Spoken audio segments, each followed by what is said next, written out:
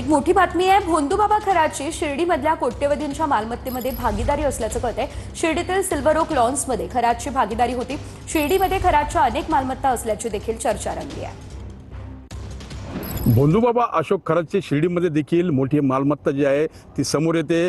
अनेक भूखंड आहेत, तर त्यासोबत आता नवीन माहिती आपल्या समोर आलेली आहे। शिर्डी येथील साई सिल्वर ओक या लॉन्समध्ये त्याची भागीदारी आहेत। या लॉन्सचे मूळ मालक जे आहेत ते महेंद्र शेळके पाटील आहेत आणि त्यामध्ये अशोक खरातची देखील भागीदारी पाहायला मिळते। आपल्या हातामध्ये आता या जागेचा जो उतारा आहे त्यामध्ये जर बघितलं तर अशोक एकनाथ खरात, प्रकाश रामराव निकम आणि महेंद्र गणपतराव शेळके अशी नावं जी आहेत ती दिसत आहेत।